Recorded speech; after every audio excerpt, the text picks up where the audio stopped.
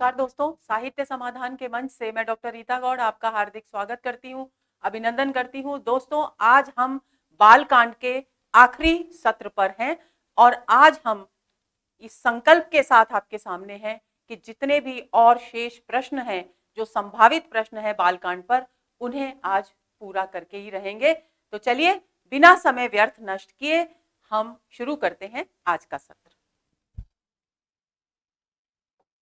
दोस्तों, हम पिछले सत्रों में 103 प्रश्नों पर तक चर्चा कर चुके हैं। आज 104 प्रश्न आ रहा है आपके सामने।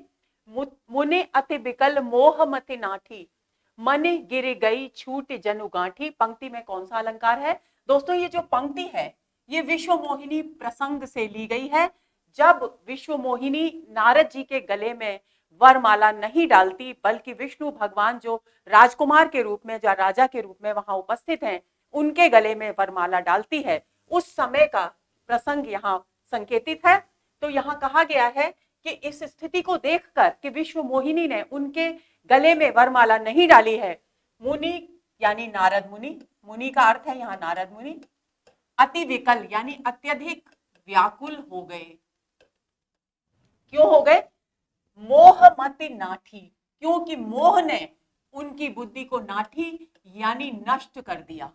और जब विश्व मोहिनी ने राजा का, किसी अन्य राजा का वरण किया, तब उन्हें ऐसा लगा मानो उनके हाथ से कोई बहुमूल्य अनमोल मणि छूट कर गिर गई हो। गांठ से यानी उनकी गांठ से यानी उनके हाथ से कोई मणि, मणि यानी मणि गिर गई हो, छूटकर यानी हाथ से छूटकर गिर गई हो।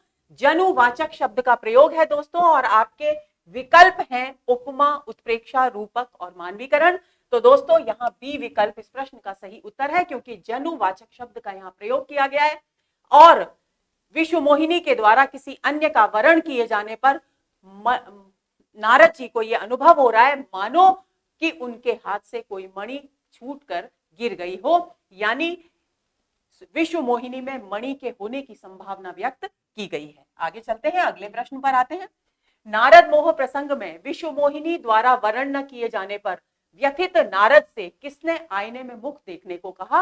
विकल्प है शिवजी ने, बी विश्व मोहिनी ने, सी शिवजी के गणों ने, या फिर डी विष्णु भगवान ने। तो दोस्तों, सी विकल्प बिल्कुल सही है, क्योंकि शिवजी के गण, 2 गण वहां मौजूद थे स्वयंवर में, और उन्होंने ही नारद मुनि को अपना मुख आईने में देखने के लिए कहा। जिन पंक्तियों पर यह प्रश्न आधारित है वो पंक्ति देखिए।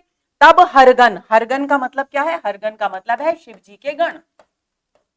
देखिए दोस्तों, 2 शब्द होते हैं, हर और हरि। हरि का अर्थ होता है विष्णु यानी नारायण, और हर का अर्थ होता है शिव जी।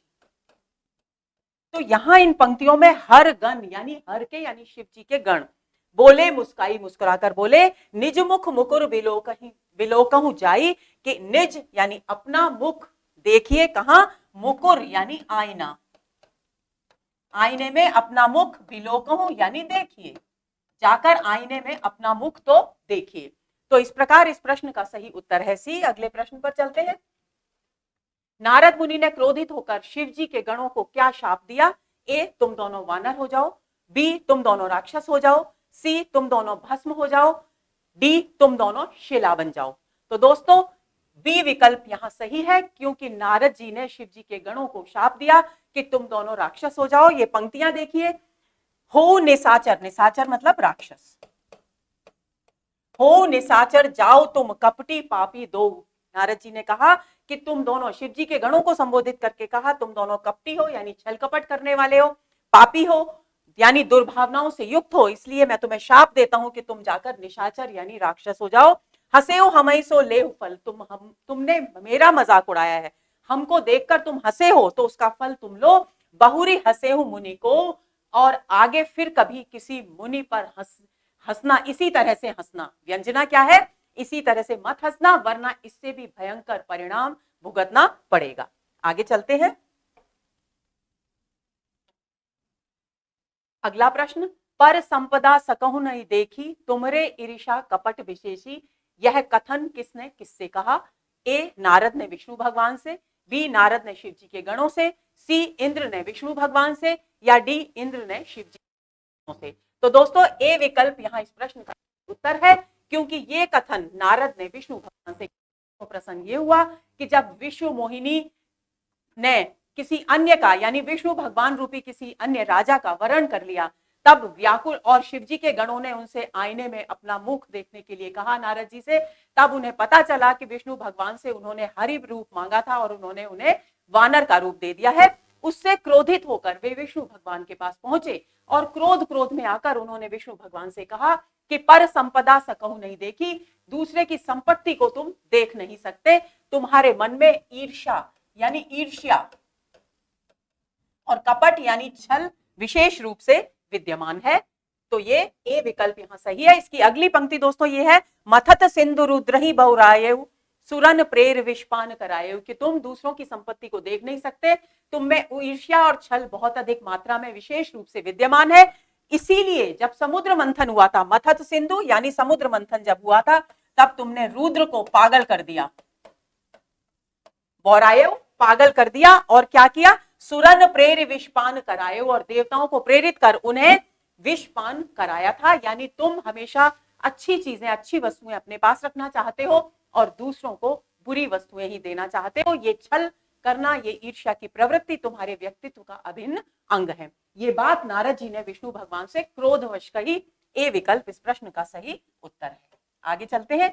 अगला प्रश्न, असुर सुराविश संकरहि आपु रमा मनि चारु, स्वार्थ साधन कुटिल तुम सदा कपट व्यवहार। इन पंक्तियों में किसे स्वार्थी, कुटिल और कपटी कहा गया है? तो दोस्तों देखिए, इन पंक्तियों को समझ लीजिए। पिछला जो प्रश्न था उन पंक्तियों के आगे का दोहा है ये। यहाँ कहा जा रहा है कि असुर सुरा, कि समुद्र मंथन के समय तुमने, यानी किसने, विष्णु भगवान को नारद जी कह रहे, तुमने राक्षसों को तो सुरा प्रदान, सुरा यानी मदिरा, असुर आप सभी जानते हैं राक्षस, कि समुद्र मंथन में से जो मदिरा निकली उसे तुमने राक्षसों को पिला दिया और विष शिव जी को पिला दिया, और स्वयं क्या रखा, स्वयं ने रमा यानी लक्ष्मी जी को रखा अपने पास, और मणि यानी कौस्तुभ मणि, कौस्तुभ मणि दोस्तों समुद्र मंथन से निकली थी, उस मणि को विष्णु भगवान ने, चारु यानी सुंदर कौस्तुभ मणि को अपने पास रखा। स्वार्थ साधन कुटिल तुम, इसलिए हे विष्णु, हे नारायण भगवान, आप अपना स्वार्थ सिद्ध करने में बहुत अधिक कुटिल हैं और सदा कपट व्यवहार, और आपका व्यवहार हमेशा छल से, कपट से भरा हुआ रहता है। इन पंक्तियों में किसे स्वार्थी, कुटिल और कपटी कहा गया है? विकल्प है, ए नारद जी को, बी विष्णु, श्री विष्णु को, सी शिव जी के गणों को, डी इनमें से कोई नहीं। तो दोस्तों स्पष्ट है, बी विकल्प यहाँ इस प्रश्न का सही उत्तर है, क्योंकि ये सभी शब्द, ये सभी विशेषण श्री विष्णु भगवान के लिए प्रयुक्त हुए हैं। आगे चलते हैं। अगला प्रश्न, परम स्वतंत्र न सिर पर कोई, भावई मन ही करहूं तुम कोई, यह कथन है ब्रह्मा जी का, देवराजेंद्र का, दक्ष का या नारद जी का? तो डी विकल्प यहाँ इस प्रश्न का सही उत्तर है।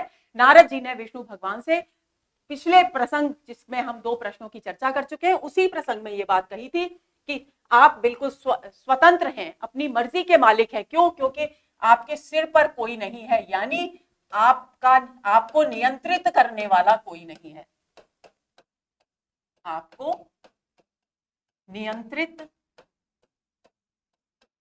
करने वाला कोई नहीं है। भावई मन ही करो तुम सोई, और यही कारण है कि तुम्हें जो भाता है, भावई भाता है, अच्छा लगता है तुम्हारे मन को, वही तुम काम करते हो। अगले प्रश्न पर आते हैं। सोई सुख सोई गति सोई भगति, सोई निज चरण स्नेह, सोई विवेक सोई रहनि प्रभु हम ही कृपा करि देहु, यह प्रभु से किसने मांगा? विकल्प है, ए मनु ने, बी शत्रुपा ने, सी पार्वती जी ने, या डी राजा उत्तानपाद ने? तो दोस्तों इस प्रश्न का सही उत्तर है शत्रुपा ने मांगा। अगले प्रश्न पर चलते हैं।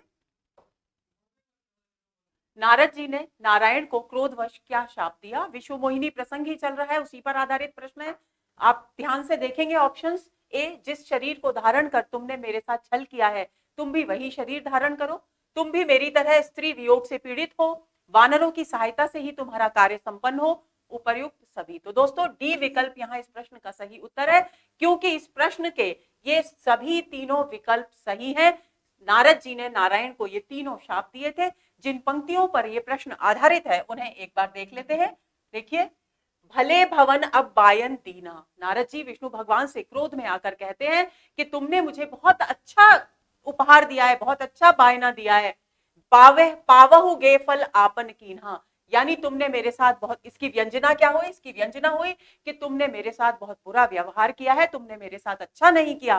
पावहु गे फल आपन कीन्हा, और तुमने मेरे साथ जो बुरा व्यवहार किया उसका फल तुम स्वयं पाओगे, यानी आपन कीन्हा यानी अपनी करनी का फल तुम अवश्य प्राप्त करोगे।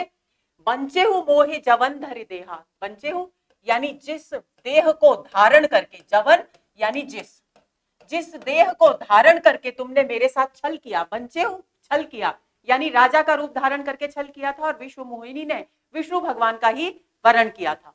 तो वो उस देह की बात हो रही है, यानी राजकुमार के रूप की बात हो रही है। सोई तन धरऊ श्राप मन मम एहा, और मेरा मम यानी मेरा, एहा यही श्राप है कि तुम भी वही शरीर धारण करो, यानी मनुष्य में कि योनि में तुम राजकुमार के रूप में जन्म लो, ये मेरा शाप है। अगला देखिए, कपि आकृति तुम कीन हमारी, और मैंने तुमसे हरि रूप मांगा था, लेकिन तुमने मुझे कपि यानी वानर का रूप प्रदान किया। करी है कीस सहाय तुम्हारी, तो इसलिए जब तुम राजकुमार बनोगे उस समय कीस यानी वानर ही तुम्हारी सहायता करेंगे, यानी वानरों की सहायता के बिना तुम अपने मनवांछित कार्य को सफलतापूर्वक नहीं कर पाओगे। मम अपकार कीन तुम भारी, और हे नारायण आपने मेरा बहुत बुरा किया है, अपकार किया है।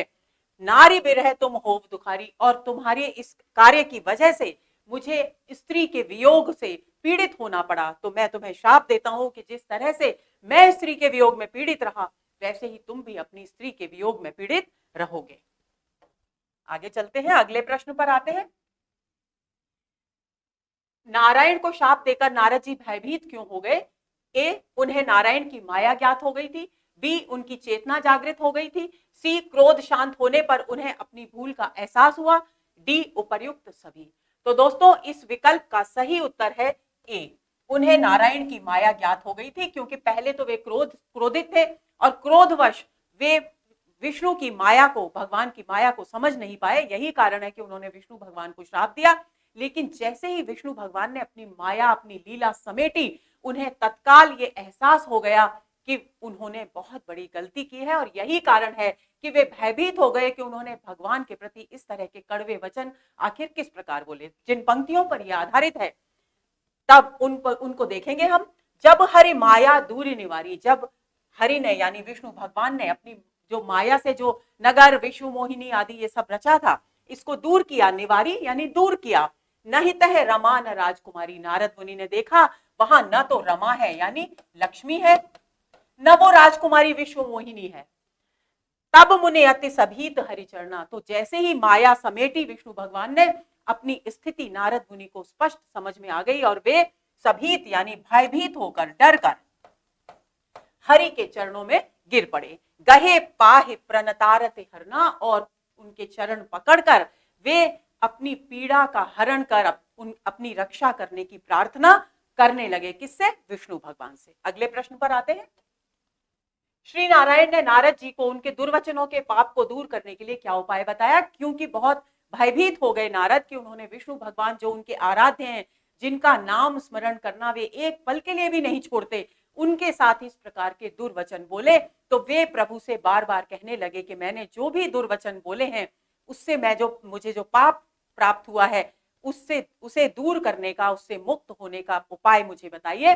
तो क्या उपाय विष्णु भगवान ने बताया, उससे संबंधित प्रश्न है। ए, साधना करने का। बी, 100 वर्ष तक यज्ञ करने का। सी, शंकर जी के शतनाम का जप करने का। या डी, उपर्युक्त सभी। तो दोस्तों सी विकल्प यहाँ बिल्कुल सही उत्तर है। प्रभु ने यानी हरि ने यानी विष्णु भगवान ने शंकर जी के शतनाम का जप करने का उपाय नारद जी को बताया। ये पंक्तियां देखिए जिस पर ये प्रश्न आधारित है। जपहु जाए शंकर, शंकर है दोस्तों, ये शंकर पढ़ेंगे इसको। जपहु जाए शंकर सतनामा, उन्होंने कहा नारद जी से तुम जाकर शंकर के शत यानी 100 नामों का जप करो।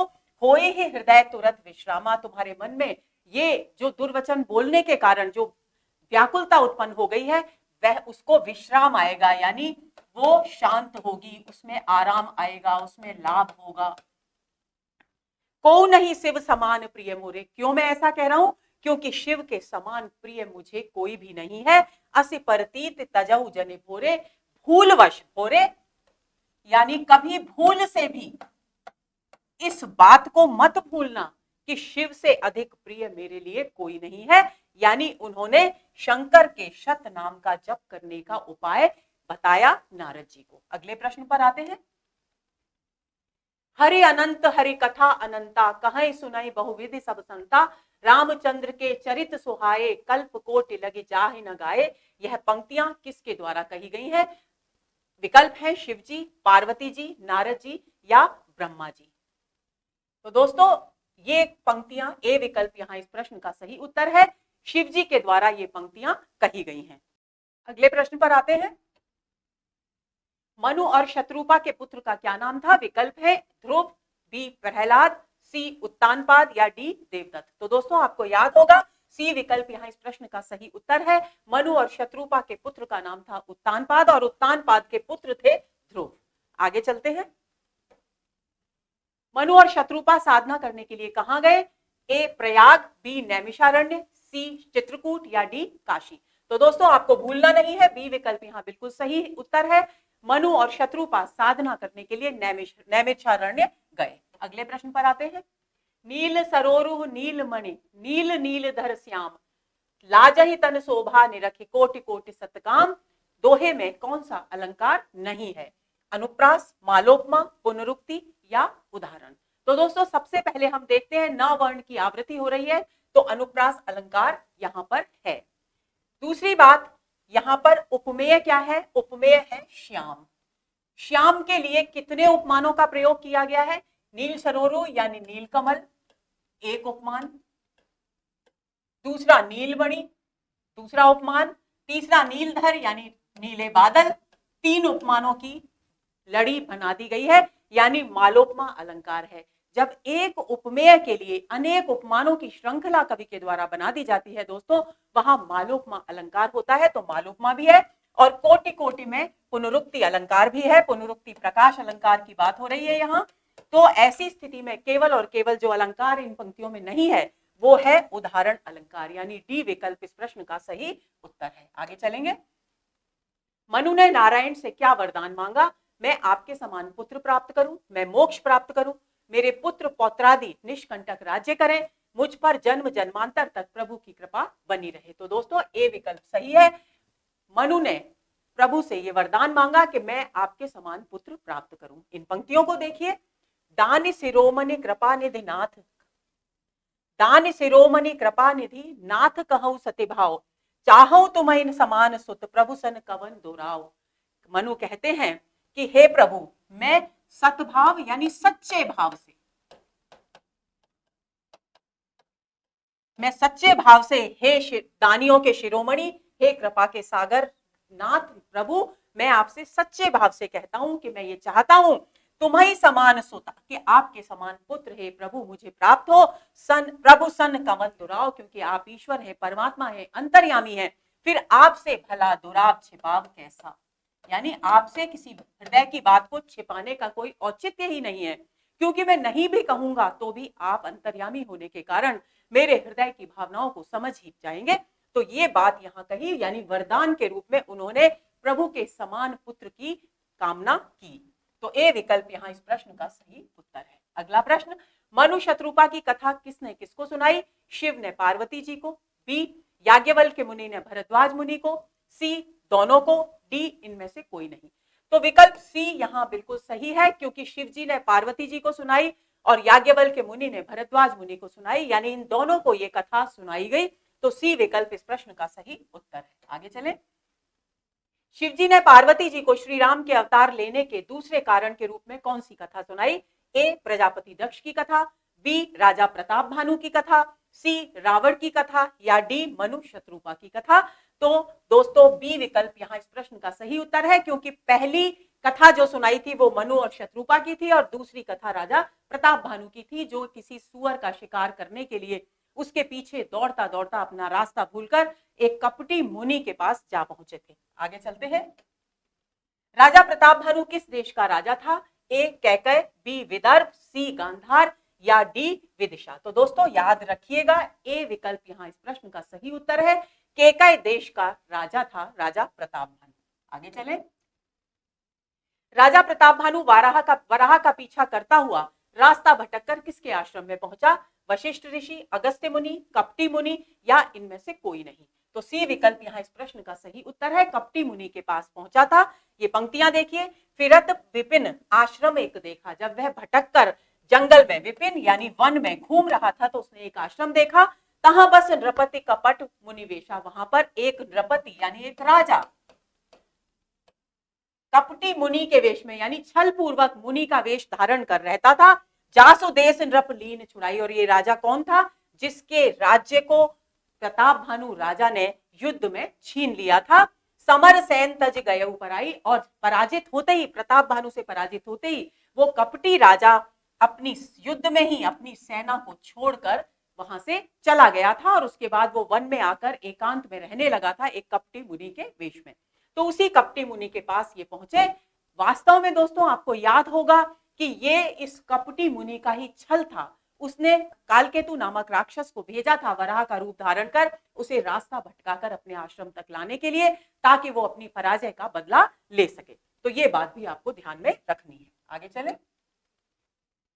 तुलसी जैसे भवितव्यता तैसी मिलई सहाय, आपनो आवने ताए पहे ताहे तहां ले जाए। प्रस्तुत दोहे का भावार्थ है, ए जो होना है वह निश्चित है, बी जो परिस्थिति हो उसे सहर्ष स्वीकार करना चाहिए, सी जीवन और मृत्यु जीवन के अटल सत्य हैं, डी जो कार्य संपन्न होना होता है उसके लिए व्यक्ति को सहायता भी मिल ही जाती है। डी विकल्प यहाँ बिल्कुल सही उत्तर है। दोस्तों इसको समझ लेंगे। तुलसीदास जी कहते हैं जैसी भवितव्यता, भवितव्यता का मतलब है जो होना है,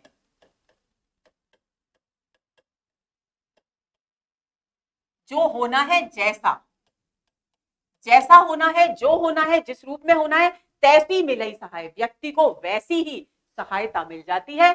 आपन आवन ताई पहे ताई तहां ले जाए, और वह परिस्थिति, वह जो होनी है, वो स्वयं ही उस व्यक्ति को उसके निकट, यानी जो सहायता उसे चाहिए होती है उसके निकट ले जाती है। उसके निकट का अर्थ है जो कार्य होना है उसके अनुकूल सहायता के निकट ले जाती है। यानी डी विकल्प इस प्रश्न का सही उत्तर है। आगे चलते हैं। आदि सृष्टि उपजी जब है तब उत्पत्ति भय मोरे, नाम एक तनु हेत ते देह न धरी बहोरे। यह कथन संबंधित है, ए राजा प्रताप भानु के शिकार से, बी मुनि एक तनु के नामकरण से, सी राजा प्रताप भानु की दिग्विजय से। की कर लेंगे इसको, डी इनमें से कोई नहीं। तो दोस्तों बी विकल्प सही है। मुनि एक तनु के आश्रम में, यानी वो जो कपटी मुनि था जिसने छल पूर्वक राजा प्रताप भानु को काल केतु राक्षस के वराह के रूप धारण करके भटका कर अपने आश्रम में बुलवाया, उस मुनि ने अपना नाम राजा प्रताप भानु को एक तनु बताया। और इन पंक्तियों में यह बताया गया है कि उसने आखिर एक तनु नाम क्यों धारण किया। तो उसने कहा आदि सृष्टि की, जब से ये सृष्टि उत्पन्न हुई है तभी उसी आदिकाल से, तब से मेरी भी उत्पत्ति हो गई थी, और क्योंकि उसके बाद मैं उसी एक शरीर में चल रहा हूं, जब से सृष्टि उत्पन्न हुई तब से लेकर करोड़ों सैकड़ों करोड़ों वर्षों तक, कल्पों तक मैंने दोबारा ना मृत्यु का सामना किया, ना दूसरा शरीर धारण किया। तो क्योंकि मैं प्रारंभ से ही एक ही शरीर को धारण किए हुए हूं, एक तनु होते ही, इसलिए मेरा नाम एक तनु है। देह न धरी बहोरे, क्योंकि जो एक शरीर मैंने सृष्टि के प्रारंभ में ग्रहण किया था, धारण किया था, प्राप्त किया था, फिर से मैंने दूसरा शरीर धारण नहीं किया। बहोरी यानी फिर से। तो बी विकल्प इस प्रश्न का सही उत्तर है। आगे चले। राजा प्रताप भानु ने एक तनु से निम्नलिखित में से कौन सा वरदान नहीं मांगा? ए मेरा शरीर जरा मरण और कष्ट से रहित हो, बी मुझे युद्ध में कोई जीत न सके, सी पृथ्वी पर मेरा 100 कल्प तक एक छत्र निष्कंटक राज्य हो, डी मेरे 100 प्रतापी और बलशाली पुत्र हों। तो दोस्तों डी विकल्प यहाँ सही उत्तर है, क्योंकि ये तीनों वरदान राजा प्रताप भानु ने एक तनु ऋषि से, मुनि से मांगे थे, क्योंकि उसे नहीं पता था कि ये कपटी मुनि है, वह उसे सच्चा और वास्तविक मुनि मानकर चल रहा था। और इन पंक्तियों में पर यह प्रश्न आधारित है। देखिए, जरा मरण दुख रहित तनु समर जितै जनिको। राजा ने कहा कि जरा यानी वृद्धावस्था, मरण यानी मृत्यु, और दुख से रहित तनु यानी मेरा शरीर हो, यानी मेरा शरीर न बूढ़ा हो, न मृत्यु को प्राप्त हो और न दुख, किसी भी दुख का सामना करे। समर जिते नहीं कोई, और इसके साथ दूसरा वरदान क्या है, समर यानी युद्ध में मुझे कोई जीत न सके। तीसरा, एक छत्र रिपुहीन मही राज कल्प सत होए, कल्प शत यानी 100 कल्पों तक, 100 कल्पों तक मेरा राज्य, एक छत्र राज्य हो जिसके रिपुहीन यानी शत्रु न हो, शत्रु रहित। तो यानी ये तीनों वरदान राजा ने मुनि एक तनु से मांगे। आगे चलते हैं। अगला प्रश्न, एक तनु ने राजा प्रताप भानु के नाश के विषय में क्या कहा। ए, तुम्हारा नाश स्वयं नारायण के हाथों होगा। बी, ब्राह्मणों के शाप के बिना तुम्हारा नाश किसी काल में नहीं होगा। सी, प्राकृतिक आपदा तुम्हारे नाश का कारण बनेगी। डी, इनमें से कोई नहीं। तो दोस्तों इस प्रश्न का सही उत्तर है बी, ब्राह्मणों के शाप के बिना तुम्हारा नाश किसी भी काल में नहीं होगा। ये पंक्तियां देखिए जिन पर यह प्रश्न आधारित है। चल न ब्रह्मकुल सन पर्यायी, मुनि एक तनु ने कहा कि ब्रह्मकुल यानी ब्राह्मणों के कुल के साथ, ब्राह्मणों के कुल के साथ तुम्हारी बरियाई यानी जोर जबरदस्ती यानी दुर्व्यवहार नहीं चलेगा। बुरा व्यवहार कभी भी, व्यंजना क्या है कि आप कभी भी भविष्य में ब्राह्मणों के साथ अपमानजनक व्यवहार मत करना। सत्य कहूं दो भुजा उठाई, और ये बात मैं दोनों भुजा अपनी उठाकर, अपने दोनों हाथ ऊपर उठाकर सच्चा सच्चा कह रहा हूं। विप्र शाप बिनु सुनु महिपाला, महिपाल हे राजा, महिपाल यानी राजा।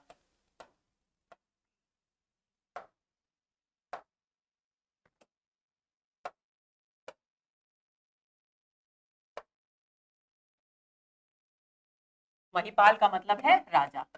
हे राजा, तोर नास नहीं कबने उकाला, किसी भी काल में ब्राह्मणों के शाप के अलावा किसी भी अन्य तरीके से तुम्हारी मृत्यु नहीं होगी। आगे चलते हैं। किस राक्षस ने राजा प्रताप भानु को सुअर बनकर मार्ग से भटकाया था। ए, वज्रनेमी, बी, कंटकीर्ण, सी, कालकेतु या डी, तृणावर्त। तो दोस्तों अभी मैंने चर्चा की, सी विकल्प यहाँ बिल्कुल सही है। कालकेतु राक्षस ने सुअर बनकर राजा को अपने मार्ग से भटकाया था। पंक्तियां देखिए, कालकेतु निश्चर तह आवा, वहां पर कालकेतु नामक राक्षस आया। जेहि सूकर हो इन रपय भुलावा, और उसने शूकर यानी वराह यानी सुअर, सुअर का रूप धारण कर राजा को, रपही यानी राजा को, और भुलावा यानी रास्ता भुला दिया। परम मित्र तापस नृपकेरा, क्यों, क्योंकि वो जो तपस्वी था कपटी मुनि, उसका वो परम मित्र था। जानई से अति कपट घनेरा, और इसलिए उसने कपट पूर्वक ये जाल बुना। आगे चलते हैं। राजा प्रताप भानु को राक्षस होने का श्राप किसने दिया। ब्राह्मणों ने, एक तनु ने, कालकेतु ने, या इनमें से कोई नहीं। तो दोस्तों हम पहले पढ़ चुके हैं कि राजा प्रताप भानु को एक तनु ने बताया था कि ब्राह्मणों के अतिरिक्त कोई भी आपका नाश का कारण हो ही नहीं सकता। तो ऐसी स्थिति में स्पष्ट है कि ए विकल्प इस प्रश्न का सही उत्तर है। ये पंक्तियां देखिए, बोले विप्र सकोप तब, जब उसने अशुद्ध भोजन करवाया ब्राह्मणों को, तब ब्राह्मणों ने उसे शाप दिया। विप्र, सकोप यानी क्रोध, क्रोधित होकर, विप्र मतलब ब्राह्मण, क्रोधित होकर तब बोले, तब नहीं कछु कीन विचारो, बिना कुछ भी उन्होंने एक क्षण के लिए भी विचार नहीं किया और शाप दे दिया। जाय निशाचर हो रखे राजा, कैसा राजा, मूढ़, हे मूर्ख राजा, तू अपने परिवार के साथ जाकर के राक्षस हो जा। निशाचर यानी राक्षस। तो ऐसी स्थिति में ए विकल्प यहाँ इस प्रश्न का सही उत्तर है। आगे चलेंगे। हरि व्यापक सर्वत्र समाना, प्रेम ते प्रगट होई मैं जाना, देश काल दिस विदिशौ माही, कहौ सो कहा जहां प्रभु नाई। यह कथन किसने किससे कहा। याज्ञवल्क्य मुनि ने भरद्वाज मुनि से, नारायण ने नारद मुनि से, शिव जी ने देवताओं की सभा में, या फिर ब्रह्मा जी ने देवताओं से। तो दोस्तों सी विकल्प यहाँ इस प्रश्न का सही उत्तर है, क्योंकि जब राक्षसों के आतंक के कारण परेशान होकर देवता और पृथ्वी सभी ब्रह्मा जी के पास गए, उस समय ये निश्चय किया गया कि हमें प्रभु का स्मरण करना चाहिए, विष्णु का स्मरण करना चाहिए, उनसे सहायता की याचना करनी चाहिए। तब उन्होंने कहा, देवता बोले कि हमें विष्णु भगवान कहाँ मिलेंगे। उसके जवाब में शिव जी ने ये पंक्तियां कही कि हरि तो यानी विष्णु व्यापक है, उनका विस्तृत स्वरूप है और वो सर्वत्र समान रूप से विचरण करते हैं। प्रेम ते होई प्रगट में जाना, और मैं जानता हूं कि जब कभी कोई भी व्यक्ति चाहे कहीं भी हो, जब वो प्रेम से भरकर प्रभु को पुकारता है तो वे वहीं पर प्रकट हो जाते हैं। देश काल, किसको, देश कोई भी हो यानी स्थान कोई भी हो, समय कोई भी हो, कोई भी दिशा हो या कोई दूसरी विदिशा हो, तो भी वे प्रभु को जो जहां स्मरण करता है वे वहीं प्रकट हो जाते हैं। तो ये कथन शिव जी ने देवताओं की सभा में कहा। तो सी विकल्प यहाँ इस प्रश्न का सही उत्तर है। आगे चले। राक्षसों के अत्याचारों से मुक्ति के लिए नारायण की स्तुति किसने की? ए ब्रह्मा जी ने, बी शिव जी ने, सी नारद जी ने या फिर डी मुनियों ने? तो दोस्तों ब्रह्मा जी ने स्तुति की थी और ब्रह्मा जी के साथ, क्योंकि देवताओं विकल्प यहां नहीं लिया गया है, ब्रह्मा जी के साथ साथ देवताओं ने भी स्तुति की थी, यानी सभी ने मिलकर के स्तुति की थी। ए विकल्प इस प्रश्न का सही उत्तर है। आगे चले। श्री राम का जन्म कब हुआ? ए चैत्र मास की नवमी को, बी फागुन मास की सप्तमी को, सी आषाढ़ मास की द्वितीया को या डी आश्विन मास की प्रतिपदा को? तो दोस्तों ए विकल्प यहाँ सही है। चैत्र मास की नवमी को श्री राम का जन्म हुआ। ये पंक्तियां देखिए। नौमी तिथि, नौमी यानी नवमी, नवमी तिथि मधुमास पवित्र के महीने में शुक्ल पक्ष में अभिजित नक्षत्र, अभिजित एक नक्षत्र होता है, उसमें हरिप्रीता यानी भगवान जन्म लिया भगवान ने। और स्थिति कैसी थी? मध्य दिवस, बीच का समय था, दोपहर का समय था, जब ना तो अधिक ठंड थी और ना ही घामा यानी धूप, ना अधिक धूप थी ना अधिक शीतलता थी। पावन काल यानी पवित्र समय था और लोग, संपूर्ण विश्व विश्राम की अवस्था में था, यानी सर्वत्र शांति और आनंद व्याप्त था। ऐसे समय में, ऐसी परिस्थितियों में, इन नक्षत्रों में प्रभु ने जन्म लिया, यानी श्री राम का जन्म हुआ। आपको याद रखना है चैत्र मास की नवमी को अभिजित नक्षत्र में श्री राम का जन्म हुआ था। आगे चलें। परसत पद पावन शोक नसावन प्रगट भई तब पुंज सही पंक्ति संबंधित है। ए अहिल्या के उद्धार से, बी शबरी की भक्ति से, सी पार्वती जी के भ्रम से, डी मैना की व्याकुलता से? तो दोस्तों हम पढ़ चुके हैं पिछले सत्र में, ये अहिल्या के उद्धार से संबंधित है ये पंक्तियां। आगे चलते हैं। राजा जनक के धनुष यज्ञ में श्री राम और लक्ष्मण को कौन लेकर गया? ए वशिष्ठ मुनि, बी विश्वामित्र मुनि, सी अगस्त्य मुनि या डी कपिल मुनि? तो दोस्तों विश्वामित्र मुनि लेकर गए थे श्री राम को धनुष यज्ञ में, श्री राम और लक्ष्मण को धनुष यज्ञ में। आगे चले, अगले प्रश्न पर आते हैं। मुख सरोज मकरंद छवि करई मधुप एव पान काव्य पंक्ति में कौन सा अलंकार नहीं है? रूपक, उपमा, उत्प्रेक्षा या फिर अनुप्रास? तो दोस्तों हम देखते हैं, मुख सरोज यानी रूपक अलंकार है, मुख रूपी सरोज यानी मुख पर, उपमेय पर उपमान, सरोज का अभेद आरोप किया गया है और म वर्ण की यहाँ आवृत्ति हो रही है, तो अनुप्रास अलंकार भी है। उपमा अलंकार, मकरंद छवि करई मधुप एव पान, इव का मतलब होता है, इव जो वाचक शब्द है वो उपमा अलंकार का संकेतक होता है। तो ऐसी स्थिति में यहाँ उपमा अलंकार भी है, लेकिन सी विकल्प इस प्रश्न का सही उत्तर है। इन पंक्तियों में उत्प्रेक्षा अलंकार नहीं है। ये प्रसंग वो है जब श्री राम ने पुष्प वाटिका में सीता जी को देखा, तो उनके मुख रूपी कमल को देखकर, उनके सौंदर्य के मकरंद को, पराग को मधुप भंवरे के समान वे उससे आनंद प्राप्त करने लगे। आगे चलते हैं, अगले प्रश्न पर आते हैं। गिरा अनयन नयन बिनुबानी काव्य पंक्ति के द्वारा तुलसीदास जी ने अपनी किस असमर्थता को व्यक्त किया है? ए रामचरित्र के रहस्य वर्णन की, बी राम लक्ष्मण के सौंदर्य वर्णन की, सी सीता जी के सौंदर्य वर्णन की या डी धनुष यज्ञ की भव्यता के वर्णन की? तो दोस्तों बी विकल्प बिल्कुल सही है। यहाँ तुलसीदास जी ने राम और लक्ष्मण के अलौकिक अद्भुत सौंदर्य के वर्णन में अपनी असमर्थता व्यक्त की है। उनका कहना है कि राम और लक्ष्मण का सौंदर्य इतना अतुलित है कि उसका वर्णन करना मेरे वश की बात नहीं, मेरे सामर्थ्य की बात नहीं। क्यों नहीं? क्योंकि मेरी वाणी के पास नेत्र नहीं है, क्योंकि उस सौंदर्य को देखने का कार्य कौन करता है? नेत्र करते हैं, लेकिन नेत्र बोल नहीं सकते। ऐसी स्थिति में नेत्रों के पास अभिव्यक्ति नहीं है। और नयन बिन वाणी और गिरा के पास, वाणी के पास नेत्र नहीं। गिरा अनयन यानी वाणी के पास नेत्र नहीं है, और नयन बिन वाणी, और जो नेत्र उस सौंदर्य को देख रहे हैं उनके पास वाणी नहीं है। तो भला ऐसी स्थिति में मैं सौंदर्य का वर्णन उनका कैसे करूं? ये पंक्तियां देखिए। देखन बाग कुंवर दो आए, यानी पुष्प वाटिका प्रसंग है। कवि लिखते हैं तुलसीदास जी कि बाग देखने के लिए, यानी पुष्प वाटिका को देखने के लिए दोनों कुंवर यानी राम और लक्ष्मण आए। वय किशोर, उनकी वय यानी आयु, आयु कौन सी है? किशोरावस्था है। और सब भांति सुहाए, सभी प्रकार से वो सुंदर, बहुत सुंदर दिखाई दे रहे हैं। श्याम गौर की मैं कहूं बखानी, और वे श्याम वर्ण के श्री राम और गौर वर्ण के श्री लक्ष्मण, उनके सौंदर्य का वर्णन मैं भला कैसे करूं, कहूं कहां, कैसे क्या कहूं। गिरा अनयन, क्यों? क्योंकि गिरा अनयन नयन बिनु बारी, कि जो मेरी वाणी है उसके पास नेत्र नहीं है, यानी वाणी उस सौंदर्य को देख नहीं सकती, और मेरे नेत्र जो सौंदर्य को देख रहे हैं उसके पास वाणी नहीं है, तो वो अभिव्यक्त नहीं कर सकते। तो यहाँ पर ये स्पष्ट है कि राम और लक्ष्मण के सौंदर्य वर्णन की अभिव्यक्ति की असमर्थता को व्यक्त किया है तुलसीदास जी ने इन पंक्तियों में। आगे चले। कंकन किंकिन नूपुर धुन सुने, कहत लखन सन राम हृदय गुने, मानहु मदन दुंदुभि दीनी, मनसा विश्व विजय कर की कह कीनी।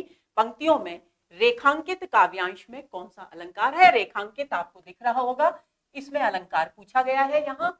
तो देखिए, पहले इसको समझ लेंगे, ये भी पुष्प वाटिका प्रसंग से है प्रश्न। इसमें सीता जी का प्रवेश हुआ है, आगमन हुआ है सखियों के साथ पुष्प वाटिका में, और उनके नूपुर पैरों के जो पायल हैं, उनके हाथों में जो कंगन है, उन सब की ध्वनि, मधुर ध्वनि सुनाई दे रही है। और उसको सुनकर लक्ष्मण से, लखनसन यानी लक्ष्मण से श्री राम अपने हृदय में अपने जो भावनाओं का आवेग उत्पन्न हो रहा है उसे समझते हुए कहते हैं कि हे लक्ष्मण, हे भाई, ऐसा लग रहा है मानो कामदेव ने अभी डंका पीट दिया है। दुंदुभि दीनी यानी डंका पीट दिया है। और हम जब भी कोई बात कहते हैं, मैं डंके की चोट पर कहता हूं, यानी उसने ये संकल्प कर लिया है कि अब वो अपने मन के द्वारा विश्व को विजित करेगा, यानी सबको अपने प्रभाव में लेगा।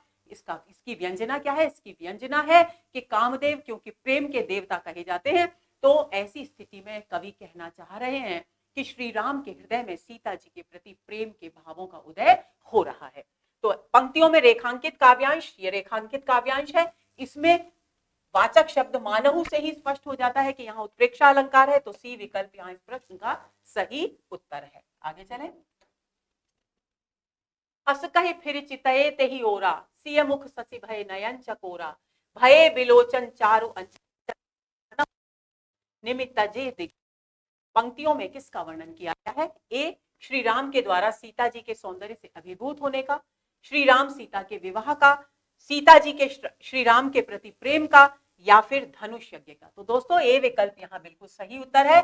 श्री राम के द्वारा सीता जी के सौंदर्य से अभिभूत होने का वर्णन यहाँ पर किया गया है। यहाँ का कवि कह रहे हैं, अस कहे, ऐसा कहकर फिर से उसी दिशा में राम ने देखा। किस दिशा में? जिस दिशा में सीता जी थी। और सीता जी के मुख रूपी चंद्रमा को के सौंदर्य से अभिभूत होकर उनके नेत्र चकोर की तरह हो गए। इस प्रकार चकोर चंद्रमा की तरफ एक टक निहारता रहता है, उसी प्रकार श्री राम भी सीता जी के चंद्रमा रूपी मुख की ओर एक टक निहारने लगे।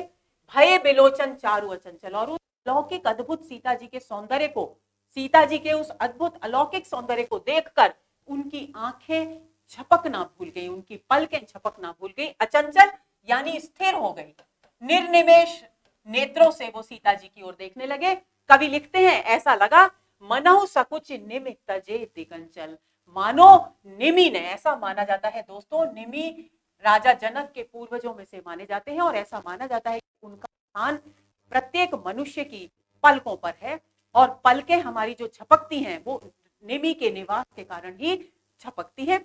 लेकिन राम क्योंकि सीता जी के सौंदर्य से अभिभूत होकर एक टक बिना पलक झपकाए उनकी ओर देख रहे थे, तो कवि कल्पना करते हैं कि ऐसा लगता है कि सकुचाकर निमि ने, निमि क्योंकि सीता जी के भी पूर्वज हो गए, तो स्त्री के इस प्रेम भाव, इस मौन प्रेम संभाषण को किस प्रकार देखें, इसलिए संकोचवश निमि वहां से चले गए हैं, उस श्री राम के पलकों के स्थान को छोड़कर कुछ समय के लिए चले गए हैं, ऐसा लग रहा है।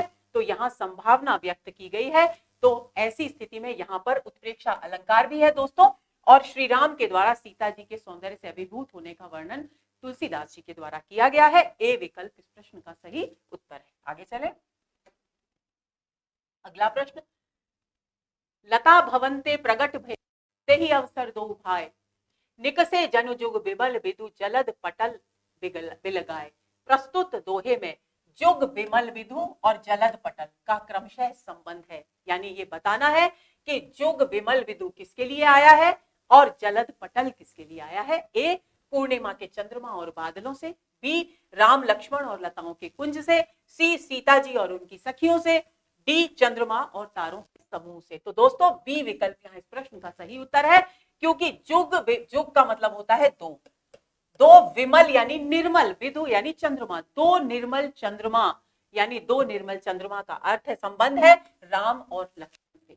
और क्योंकि वो लताओं के कुंज में थे, पुष्प वाटिका में, तो लताओं के कुंज को हटा बढ़ते हैं और सीता जी उन्हें देखती हैं और वे लोग सीता जी को देखते हैं, तब कवि कल्पना करते हैं कि इस प्रकार कुंज को हटाकर राम और लक्ष्मण, जो कि बहुत सुंदर हैं, चंद्रमा के समान सुंदर मुख वाले हैं, वे इस प्रकार निकलते हैं जैसे चंद्र बादलों के आवरण को हटा करके निकलता है। तो जलद पटल का अर्थ है लताओं के कुंज।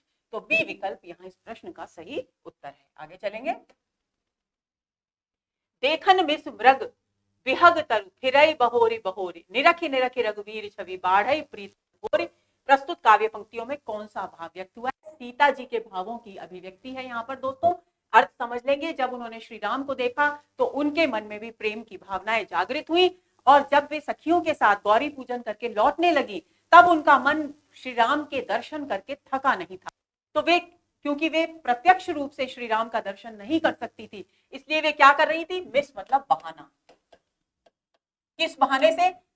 मृग यानी हिरणों को देखने के बहाने से, विहग यानी पक्षियों को देखने के बहाने से, और तरु यानी वृक्षों को देखने के बहाने से बार बार, बहोरी बहोरी यानी बार बार, फिरई यानी मुड़कर पीछे देख रही थी, निरख नरख देख रही थी किसको?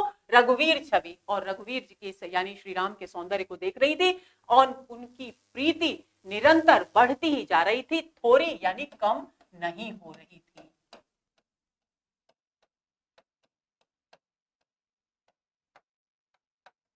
तो इस प्रकार अब यहाँ कौन सा भाव व्यक्त हुआ है? दर्शन की लालसा। तो स्पष्ट है कि दर्शन की लालसा यहाँ है, इसीलिए वो वृक्षों, पक्षियों और हिरणों के माध्यम से श्री राम को देखने की कोशिश कर रही है। तो ए विकल्प यहाँ बिल्कुल सही है। और दर्शन की लालसा क्यों है? प्रेम कारण।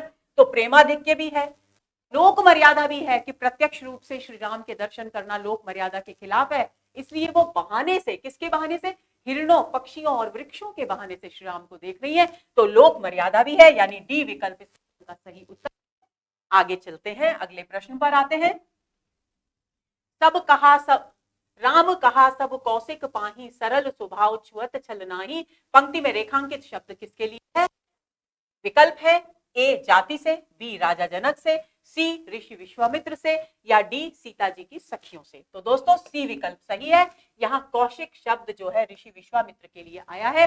प्रसंग पुष्प वाटिका से जब श्री राम लौट कर आते हैं तो किस प्रकार उन्होंने सीता को यानी राजकुमारी सीता को देखा, उसका पूरा वर्णन अपने गुरु के सामने यानी विश्वामित्र जी के सामने प्रस्तुत कर देते हैं, क्योंकि उनके मन में छल कपट है नहीं, वे एक सरल स्वभाव के व्यक्ति हैं।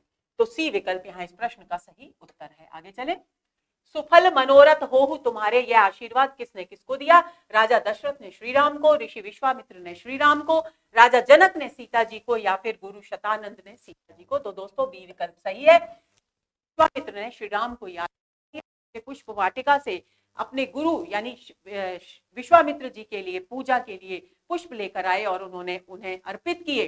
तब प्रसन्न होकर ऋषि विश्वामित्र ने श्री राम को आशीर्वाद दिया कि तुम्हारी जो भी मनोकामनाएं हैं वे फलीभूत हों, वे पूर्ण हों। आगे चलते हैं। निम्नलिखित पंक्तियों में से असंगत युग्म छांटिए। बहुरी विचार कीन मन माही, सीय बदन सम हिमकर नाही। रूपक अलंकार। सीय मुख समता पाव किम, चंद बापुरो रंग व्यतिरेक अलंकार। सरद ससी जनु चितव चकोरी, उत्प्रेक्षा अलंकार। या तमक ताक तक शिव धनु धरही अनुप्रास अलंकार। तो दोस्तों त वर्ण की आवृत्ति है तो स्पष्ट दिखाई दे रहा है, तो ये विकल्प तो बिल्कुल सही है और हमें छांटना है असंगत युग्म। सरद ससी जनु चितव चकोरी, जहां पर जनु वाचक शब्द आता है वहां उत्प्रेक्षा अलंकार होता है, तो स्पष्ट है कि ये विकल्प भी सही है। अब बी पर आते हैं। सीय मुख समता पाव के में, चंद बापुरो रंग। तुलसीदास जी कह रहे हैं कि बेचारा चंद्रमा, बापुरो यानी बेचारा, रंग यानी बहुत दीन है, बहुत गरीब है चंद्रमा। किसमें गरीब है? सुंदरता में गरीब है। बेचारा गरीब चंद्रमा सीता जी के मुख की समानता, बराबरी भला कैसे कर सकता है? यानी यहाँ पर उपमेय को उपमान से श्रेष्ठ बताया गया है, तो ऐसी स्थिति में व्यतिरेक अलंकार है, यानी ये भी सही है। असंगत युग्म कौन सा है? ए इस प्रश्न का सही उत्तर है। बहुरी विचार कीन मनमाई सीए बदन सम हिम कर नाही। यह तुलसीदास जी कह रहे हैं कि बार बार विचार करके भी मेरे मन में एक ही बात आ रही है कि सीता जी के बदन यानी मुख के समान हिमकर यानी चंद्रमा है ही नहीं। तो यहां पर सम वाचक शब्द जो है उपमा अलंकार का द्योतक है, तो ऐसी स्थिति में यहां रूपक अलंकार नहीं है, तो ये असंगत विकल्प यही है। आगे चले। कंकन किंकिन नूपुर धुन सुने कहत लखन सन राम हृदय गुने मानहु मदन दुंदुभि दीनी मनसा विश्व विजय कहकीनी। प्रस्तुत चौपाई के विषय में असंगत कथन छांटिए। तो दोस्तों इसकी चर्चा, इसके अर्थ की चर्चा मैं पहले एक प्रश्न में कर चुकी हूं। हम विकल्प देखते हैं। इस चौपाई में प्रधान रस श्रृंगार है, स्पष्ट है, क्योंकि श्री राम के हृदय में उत्पन्न जो प्रेम के भाव हैं उनका वर्णन किया गया है, और श्रृंगार रस का स्थायी भाव होता है रति, इसलिए श्रृंगार रस यहाँ प्रधान है। यहाँ श्री राम के हृदय में उत्पन्न प्रेम भाव का चित्रण है, ये भी सही है। प्रस्तुत चौपाई में कामदेव द्वारा शिव जी की समाधि को भंग करने का वर्णन किया गया है, यही असंगत कथन है, क्योंकि ऐसा यहाँ कहीं भी वर्णन नहीं किया गया है। इस चौपाई में अनुप्रास और उत्प्रेक्षा अलंकार है, तो क वर्ण की आवृत्ति के कारण अनुप्रास अलंकार है, और मानव वाचक शब्द है, इसका मतलब है उत्प्रेक्षा। तो यानी सी विकल्प इस प्रश्न का सही उत्तर है। आगे चलते हैं। माखे लखनु कुटिल भई भोहे रदपट फरकत नयन रिसोहे। पंक्ति में कौन सा रस है? तो दोस्तों यहाँ है रौद्र रस, क्योंकि जब धनुष यज्ञ में जब जनक जी क्रोधित होकर कहते हैं, दुख से भरकर कहते हैं कि वीर विहीन मही में जाने की, मुझे ऐसा लग रहा है कि यहाँ इस राजसभा में इतने वीर पुरुष मौजूद हैं, लेकिन कोई टस से मस भी नहीं कर पा रहा इस भारी भरकम धनुष को, तो मुझे ऐसा लगता है कि ये सारी की सारी पृथ्वी ही वीरों से रहित हो गई है। इस बात को सुनकर लक्ष्मण जी क्रोध से भर उठते हैं, और उनका वचन होता है कि जहां कहीं जिस सभा में सूर्य वंश का यानी इक्ष्वाकु वंश का कोई भी एक व्यक्ति मौजूद है, वहां इस प्रकार की बात कहना राजा को शोभा नहीं देता, और गुस्से में आकर उनके जो भौहें हैं वो खिंच जाती हैं, उनके होठ फड़कने लगते हैं, उनके नेत्रों से मानो ज्वाला निकलने लगती है। तो यहाँ रौद्र रस का वर्णन किया गया है, और रौद्र का स्थायी भाव होता है दोस्तों क्रोध, यानी रौद्र रस है यहाँ, क्योंकि लक्ष्मण जी के क्रोध का वर्णन किया गया है। ए विकल्प इस प्रश्न का सही उत्तर है। आगे चले। रघुवंशिन महु जहु कह कोई तेहि समाज अस कहे न कोई। यह कथन किसका है? ऋषि विश्वामित्र का, बी लक्ष्मण जी का, श्री राम का, या फिर एक राजा का? तो दोस्तों लक्ष्मण जी का कथन है। पिछले प्रश्न है उसी प्रसंग को यहाँ आगे बढ़ाया गया है। यहाँ लक्ष्मण जी ने क्या कहा उस सभा में, उसका वर्णन किया गया है। तुलसीदास जी लिखते हैं कि रघुवंशिन यानी रघुवंश के लोगों में जहां कोई एक भी हो, उस समाज में इस प्रकार की बात कहना शोभा नहीं देता। ये बात लक्ष्मण जी ने धनुष यज्ञ की सभा में कही थी। तो बी विकल्प इस प्रश्न का सही उत्तर है। आगे चले। उदित उदयगिरी मंच पर रघुबर बाल पतंग विकसे संत सरोज सब हर्षे लोचन भ्रंग। इस काव्य पंक्ति के विषय में असत्य कथन है। यहाँ श्री राम के धनुष भंग करने के लिए मंच पर पहुंचने का वर्णन है, बिल्कुल सही है। यह दोहा छंद में रचित काव्य पंक्ति है, ये भी सही है। श्री राम को देखकर संतों के प्रसन्न होने का वर्णन किया गया है, ये भी सही है। यहाँ व्यतिरेक अलंकार है दोस्तों, यहाँ व्यतिरेक अलंकार नहीं है, ये असंगत कथन है। यही इस प्रश्न का सही उत्तर है, क्योंकि यहाँ व्यतिरेक नहीं सांग रूपक अलंकार है। क्यों है सांग रूपक अलंकार? क्योंकि उपमेय के अंगों पर उपमान के अंगों का अभेद आरोप जहां किया जाता है वहां सांग रूपक अलंकार होता है। आगे चलते हैं। सखी सब कौतुक देख निहारे जेऊ कहावत हितु हमारे को न बुझाए कहीं गुरु पाही ए बालक असहट बल नाही। अब जब श्री राम धनुष को तोड़ने के लिए अपने गुरु की आज्ञा से मंच पर पहुंचते हैं, तो जो सीता जी की माता हैं उनका हृदय बहुत व्याकुल हो उठता है, और ये कथन दोस्तों उन्हीं के द्वारा कहा गया है। यानी विकल्प है राजा जनक का, माता सुनैना का, पूर्वासी स्त्रियों का, या गुरु माता का। तो माता सुनैना का कथन, सीता जी की माता का नाम सुनैना था। वे कहती हैं कि सखी सब कौतुक देख निहारे, कि यहाँ इस सभा में हे सखी जितने भी लोग हैं वो कौतुक देखने वाले हैं, यानी तमाशा देखने वाले।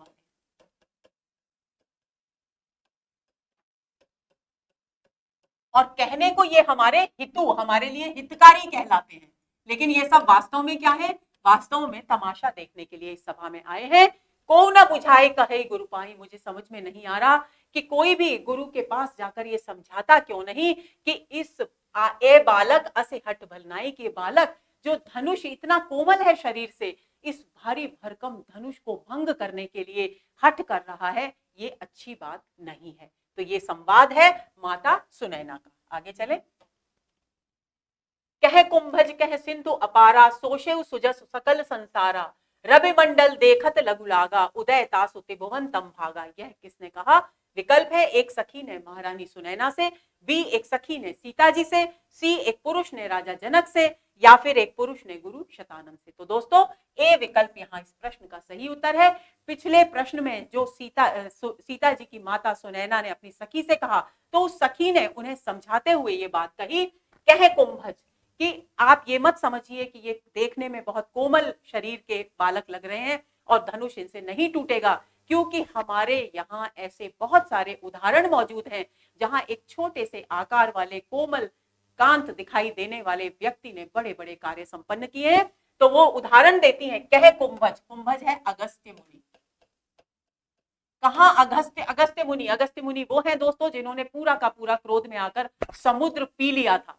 तो अगस्त्य मुनि तो एक मनुष्य थे और सागर सिंधु अपार था जिसकी सीमा नहीं थी, लेकिन उन्होंने फिर भी क्रोध में आकर उन छोटे से ऋषि ने पूरे के पूरे समुद्र को पी डाला। सोशेव सुजस सकल संसारा, और उन्होंने उसको ऐसे सुखा दिया और सारे संसार में उनकी कीर्ति इस कार्य के लिए व्याप्त हो गई, सुजस फैल गया।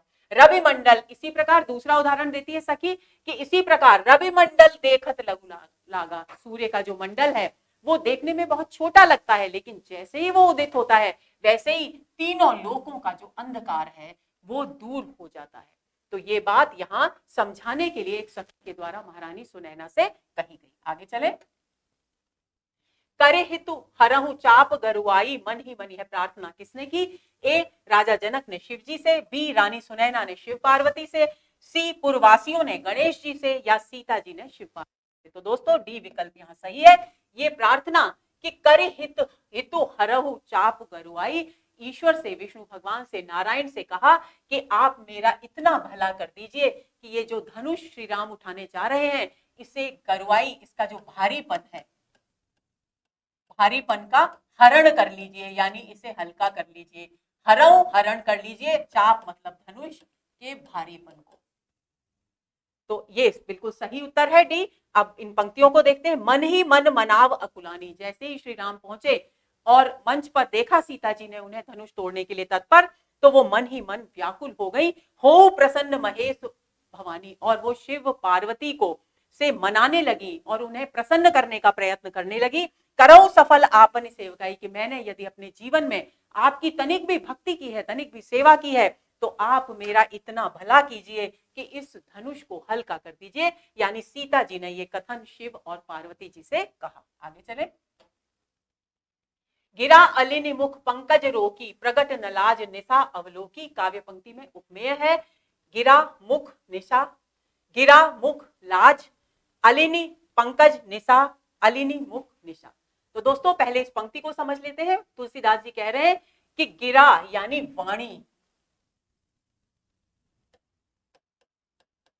गिरा मतलब वाणी, अलिनी मतलब भ्रमरी, और मुख जो है वो है पंकज, यानी मुख है कमल। गिरा रूपी भ्रमरी, मुख रूपी पंकज, लाज रूपी निशा। तो उपमेय उपमान कौन कौन से हो गए? अलिनी भ्रमरी हो गया, पंकज कमल हो गया, और निशा मतलब रात्रि हो गई। इसका मतलब उपमेय हुए गिरा, मुख और लाज। तो गिरा, मुख और लाज, बी विकल्प यहाँ इस प्रश्न का सही उत्तर है। आगे चलें। सीता जी को मन ही मन क्षोभ क्यों हुआ? पिता के प्रण का स्मरण करके, श्री राम के धनुष भंग न कर पाने की आशंका से, माता की व्यथा देखकर, या पुष्प वाटिका की घटना का स्मरण करके। ये प्रसंग भी पुष्प धनुष यज्ञ का प्रसंग है दोस्तों। जब श्री राम को मंच पर धनुष भंग करने के लिए आते हुए देखती हैं सीता जी, तो उनके मन में पश्चाताप होने लगता है, पछतावा होने लगता है कि उनके पिता ने आखिर ये इतना बड़ा संकल्प कैसे क्यों कर लिया। यदि ये ना होता तो उनका निर्विघ्न रूप से विवाह श्री राम के साथ संपन्न हो जाता। तो पिता के प्रण का स्मरण करके ए विकल्प यहाँ इस प्रश्न का सही उत्तर है। ये पंक्तियां देखिए, नीके निरखे नयन भरी शोभा, अच्छी तरह से सीता जी ने आंखें भरकर उनके श्री राम के सौंदर्य को देखा, लेकिन तत्काल पितुपन सुमेरे बहुरे मन क्षोभा, तत्काल पिता के प्रण का स्मरण करके वे व्यथित हो गई, पीड़ित हो गई। अह तात दारों ने हठी ठानी, और मन ही मन कहने लगी कि ये तो बहुत ही बुरा हुआ कि पिता ने बहुत ही भयंकर हट ठान लिया है कि मैं सीता जी का विवाह उसी से करूंगा जो इस शिव जी के धनुष को तोड़ देगा। समुझत नहीं कछु लाभ न हानि, और मन ही मन कहने लगी कि पिता आखिर ये क्यों नहीं समझते कि इस प्रकार का संकल्प करने से कोई भी लाभ नहीं है और कोई भी हानि नहीं है, यानी इसको पूरा कुछ भी नहीं, इससे कोई भी फल नहीं मिलने वाला है। आगे चले। विधि के ही भांति धरो उर धीरा, सिरस सुमन कर कन बेधिए हीरा, सकल सभा के मति भय भोरी, अब मोहि शंभु चाप गति तोरी। काव्यांश में किसका वर्णन नहीं किया गया है?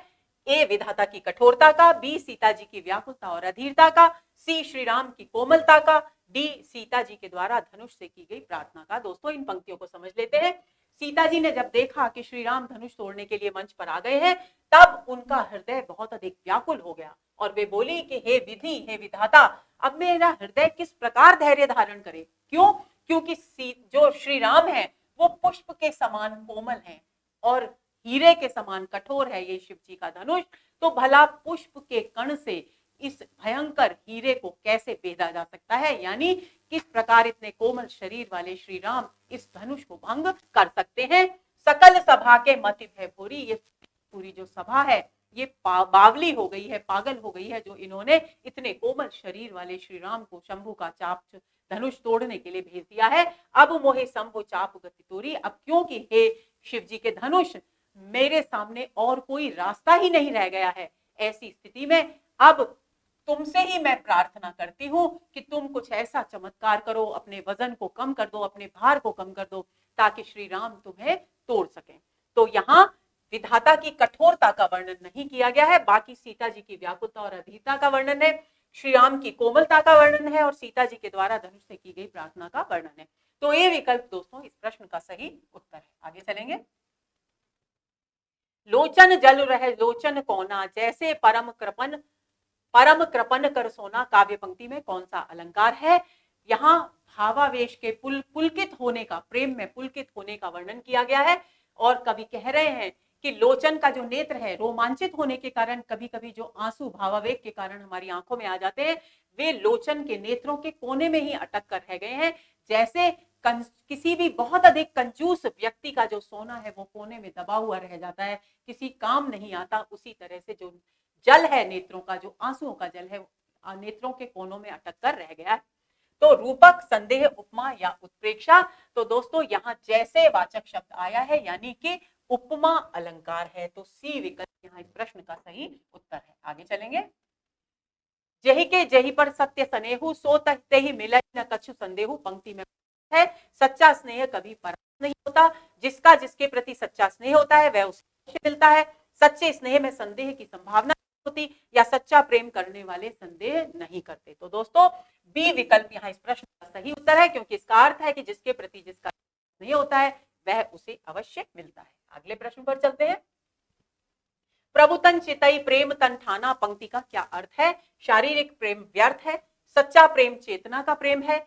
सीता जी ने श्री राम को देखकर यह निश्चय कर लिया कि यह शरीर इन्हीं का होकर रहेगा, या प्रेम में हट के लिए कोई स्थान नहीं है। सी विकल्प यहाँ इस प्रश्न का सही उत्तर है, क्योंकि इस पंक्ति का अर्थ है कि प्रभु के तन को, शरीर को, यानी उनके सौंदर्य को देखकर सीता जी ने मन ही मन तन को ठान लिया कि अब ये जो मेरा शरीर है ये केवल और केवल श्री राम का ही होकर रहेगा। तो सी विकल्प इस प्रश्न का सही उत्तर है। आगे चलें। सियहि बिलो की तकेउ धनु कैसे, चितव गरुर लघु ब्यालहि जैसे, पंक्ति में किसका वर्णन किया गया है?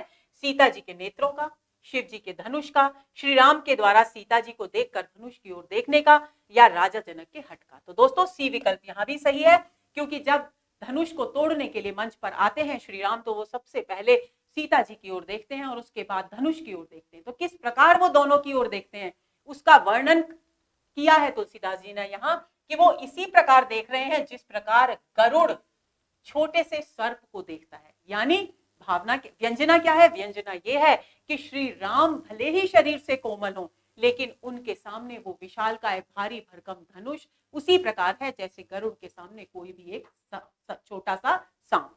तो यहाँ पर श्री राम के द्वारा सीता जी को देखकर धनुष की ओर देखने का वर्णन किया गया है। सी विकल्प इस प्रश्न का सही उत्तर है। आगे चले। सीता जी ने पृथ्वी को थामने के लिए किससे प्रार्थना की? दिशाओं से, कछुए से, सर्प और वाराह से, या उपर्युक्त सभी से। तो डी विकल्प यहाँ इस प्रश्न का सही उत्तर है। जब धनुष भंग करने के लिए पर आए, सीता जी ने सभी को बनाया, पृथ्वी को स्थिर रहने की प्रार्थना की। और दोस्तों हमारे यहाँ पुराणों में ये उल्लेख मिलता है कि कछुए ने, सर्प ने और वाराह ने, सभी ने इस ऊपर उठा रखा है। ये पंक्तियां देखिए। दिशि कुंजरहूं, कुंजर मतलब हाथी होता है, दिशा रूपी हाथी। कमठ यानी कछुआ, अहि यानी सांप, और कोला यानी वाराह यानी सुअर। धरऊ धरन ने इन सब से प्रार्थना की, आप पृथ्वी को अच्छी कर रखिए ताकि ये विचलित न हो, डोले नहीं, इसमें कंपन को भंग कर। यदि पृथ्वी डोले संभव कि श्री राम कर पाए, तो इसलिए वो ये प्रार्थना कर रही है। राम चाहे शंकर धन तोड़ा, कि राम श्री शंकर के धनुष को तोड़ना चाहते हैं। हो सजग, सब चैतन्य हो जाओ, ये सब जिनसे ऊपर निवेदन किया गया है। आयसु मोरा, ये मेरी आज्ञा है। इस प्रकार का की प्रार्थना सीता जी ने उपर्युक्त सभी से। तो विकल्प इस प्रश्न का सही उत्तर है। आगे चले।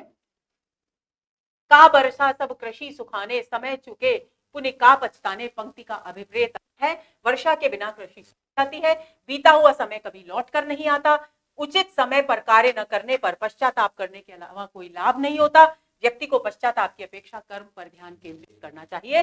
सी विकल्प यहाँ इस प्रश्न का सही है कि खेती सूख जाने के बाद यदि वर्षा हो तो उसकी कोई उपयोगिता नहीं होती, उसी प्रकार उचित समय निकल जाने के बाद कोई भी कार्य किया जाए तो वह उपयोगी नहीं होता। आगे चले।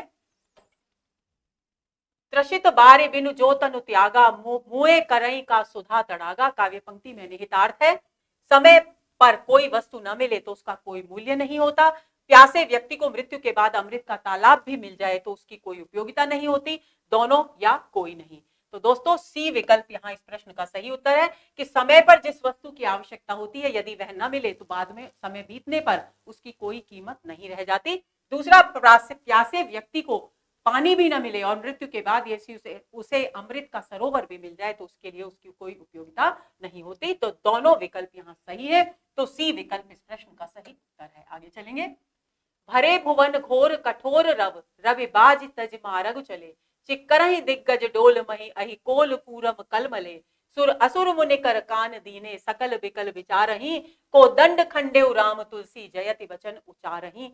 पंक्तियों में है ए शांत रस, निर्वेद स्थायी भाव या प्रसाद गुण, बी श्री राम के द्वारा धनुष भंग करने का वर्णन, सी श्री राम के द्वारा सुबाहु का वध, या इनमें से कोई नहीं। तो दोस्तों इसका सही उत्तर है बी, क्योंकि जब श्री राम धनुष को तोड़ते हैं और उसकी तेज ध्वनि से तीनों लोकों में गुंजायमान हो जाती है तेज ध्वनि, तब क्या होता है, उस क्या परिवर्तन आता है पूरे ब्रह्मांड में, उसका वर्णन यहाँ तुलसीदास जी ने किया है।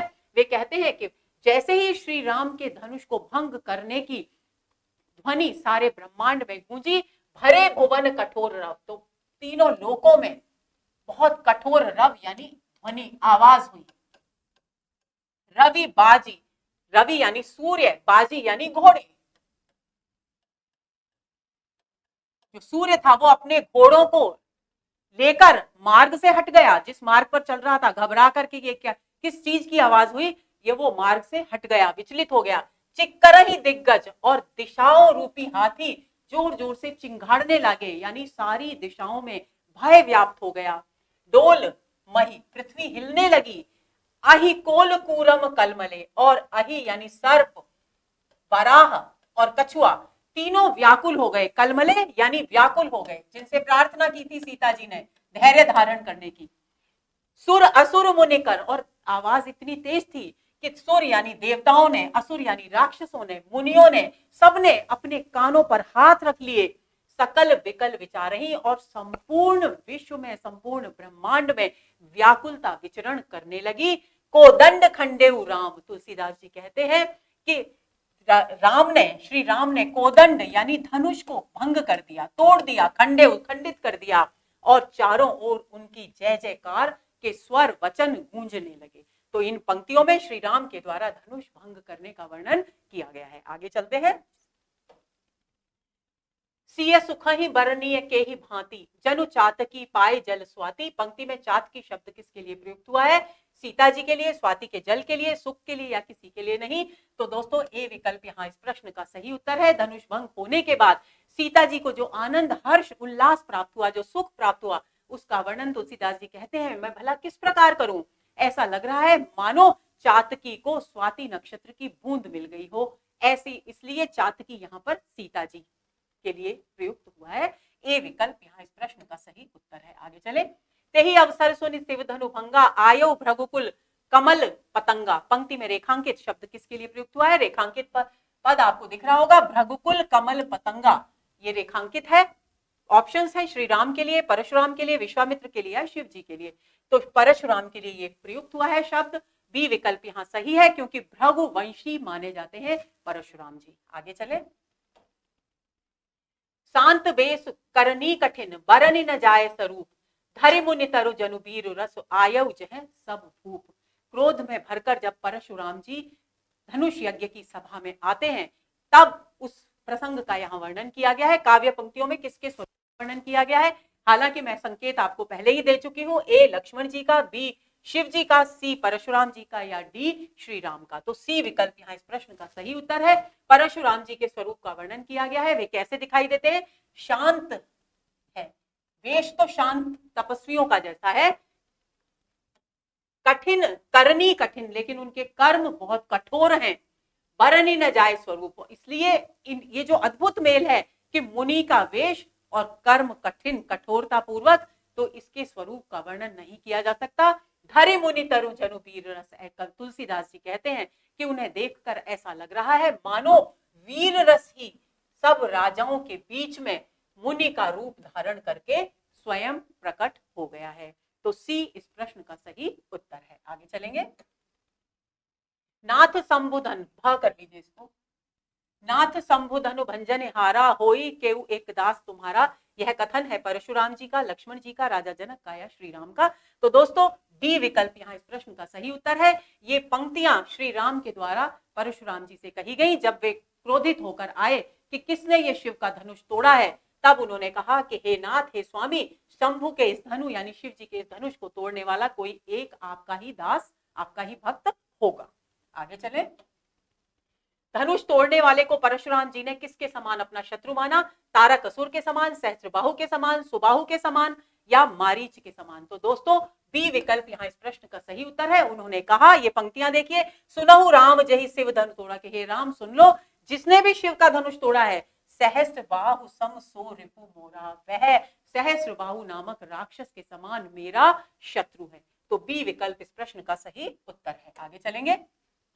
रेन रप बालक काल बस, बोलत तो ही न संहार, धनु ही समति पुरारी धनु, विदित सकल संसार। पंक्तियां किसने किससे कही? ए परशुराम जी ने लक्ष्मण जी से, बी परशुराम जी ने श्री राम से, सी लक्ष्मण जी ने परशुराम जी से, या श्री राम ने लक्ष्मण जी से? तो दोस्तों ए विकल्प यहाँ इस प्रश्न का सही उत्तर है। परशुराम जी ने लक्ष्मण जी से यही ये पंक्तियां कही। जब परशुराम जी क्रोधित होने लगे तो लक्ष्मण जी ने कहा कि ये बहुत पुराना धनुष था, और हम तो बचपन में बहुत सारे ऐसे धनुइयां तोड़ देते थे, यानी छोटे छोटे धनुष तोड़ देते थे, तब तो हमें किसी ने नहीं डांटा, कि कोई हम पर क्रोधित नहीं हुआ, तब आप इस पुराने धनुष के टूट जाने पर भला क्रोधित क्यों हो रहे हैं?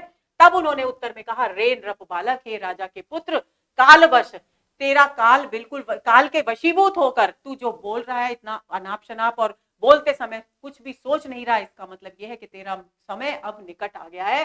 धनु ही सम, और इस त्रिपुरारी यानी शिव जी के धनुष को, जिसकी ख्याति संपूर्ण संसार में व्याप्त है, उसे तू एक छोटे से धनु ही के समान मान रहा है। तो ये ए विकल्प इस प्रश्न का सही उत्तर है। आगे चलेंगे।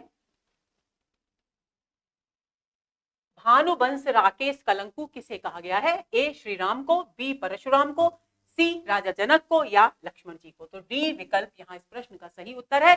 सूर्य कुल में के चंद्रमा के कलंक के समान बताया गया है किसको? लक्ष्मण जी को। किसके द्वारा? परशुराम जी के द्वारा, क्योंकि वो क्रोधवश उनको अनाप शनाप गलत सलत बातें कह रहे थे, इसलिए लक्ष्मण जी को ये उन्होंने कहा। आगे चले। मनु मलिन तन सुंदर कैसे, विष रस भरा कनक घट जैसे, पंक्ति किससे संबंधित है? ए लक्ष्मण जी से, बी श्री राम से, सी परशुराम से या डी विश्वामित्र से? तो ए लक्ष्मण जी से ये पंक्ति संबंधित है। इसमें कहा गया है कि लक्ष्मण जी को संबोधित करके परशुराम जी कहते हैं मनु मलिन, कि इसका मन बहुत मैला है, तन भले ही सुंदर हो लेकिन मन बहुत मैला है। कैसे? जिस प्रकार कोई कनक यानी सोने का बना हुआ घड़ा हो लेकिन उसमें विष भरा हुआ हो, उसी प्रकार ये जो बालक सुंदर दिखाई दे रहा है, सुंदर शरीर वाला है, उसका मन बहुत अधिक मलिन है। तो ये पंक्तियां लक्ष्मण जी से संबंधित हैं। आगे चलेंगे। मांडवी के पिता का क्या नाम था? राजा जनक, शतानंद, कीर्तिध्वज या कुशध्वज? तो दोस्तों याद रखेंगे डी विकल्प सही है। राजा जनक के छोटे भाई थे कुशध्वज और उनकी पुत्री थी मांडवी जो भरत की पत्नी थी। आगे चले। जय रघुवंश बनज बन भानु, गहन दनुज कुल दहन कृसानु, जय सुर विप्र धेनु हितकारी, जय मदमोह कोह भ्रमहारी। यह काव्य पंक्तियां किसने कही? लक्ष्मण जी ने, राजा जनक ने, परशुराम जी ने या इनमें से कोई नहीं? तो सी विकल्प यहाँ इस प्रश्न का सही उत्तर है। ये पंक्तियां परशुराम जी के द्वारा कही गई। जय रघुवंश बनज भानु, ये कहते हैं कि रघुवंश रूपी कमलों के समूह में, कमलों के वन में आप भानु के समान है, यानी सूर्य के समान है। वनज यानी कमल, कमलों के वन में आप सूर्य के समान है, आपकी जय हो। और आप गहन दनुज, राक्षसों के दनुज यानी राक्षसों के घने समूह को उसी प्रकार भंग करने वाले हैं, जलाकर भस्म करने वाले हैं, जैसे कृषाणु अग्नि घने जंगल को जलाकर नष्ट कर देती है। जय सुर विप्र धेनु हितकारी, और हे प्रभु श्री राम आपकी जय हो, क्योंकि आप देवताओं का, ब्राह्मणों का और गायों का कल्याण करने वाले हैं। जय मदमोह कोह भ्रमहारी, और आप व्यक्ति के हृदय से मद मोह और भ्रम आदि को नष्ट करने वाले हैं। ये पंक्तियां परशुराम जी के द्वारा कही गई। अगले प्रश्न पर चलते हैं।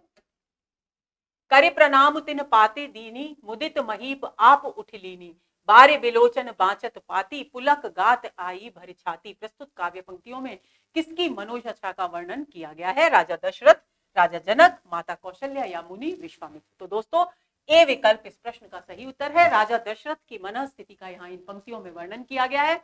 जब धनुष भंग कर दिया जाता है श्री राम के द्वारा, तब पत्रिका भेजते हैं राजा दशरथ के पास निमंत्रण, किस लिए? ताकि वे बारात लेकर आए और श्री राम और सीता जी के विवाह को संपन्न करें। तो ऐसी स्थिति में वो पत्र लेकर जब संदेशवाहक पहुंचता है तो मुदित होकर यानी प्रसन्न होकर महीप यानी राजा दशरथ उठकर वह पत्र स्वयं लेते हैं और उसको पढ़ते ही उनके नेत्र हर्ष के कारण, प्रसन्नता के कारण आंसुओं से भर जाते हैं और वे पढ़ नहीं पाते उस पत्र को। वाचत यानी पढ़ना। उनका शरीर पुलकित होता है और भावावेश से उनकी छाती यानी उनका हृदय है। तो राजा दशरथ की मनोदशा का यहाँ वर्णन किया गया है। अगले प्रश्न पर चलते हैं। सीता जी ने जनकपुरी में बारात के आने पर दशरथ जी का स्वागत करने के लिए किसे भेजा? सरस्वती जी को, ब्रह्मा जी को, नवनिधियों को या सिद्ध? दोस्तों डी विकल्प यहाँ इस प्रश्न का सही है। जब बारात जनकपुरी पहुंच गई तब सीता जी ने सिद्धियों को उनकी अगवानी करने के लिए भेजा। ये पंक्तियां देखिए। जानी सीए बारात पुन आई, पुर है ये पुर, कि जब सीता जी को ज्ञात हुआ कि बारात नगर में यानी जनकपुरी में आ गई है, कछु निज महिमा प्रगट जनाई, तब उन्होंने अपने दिव्यता को, अपने अलौकिक व्यक्तित्व की महिमा को अभिव्यक्त किया।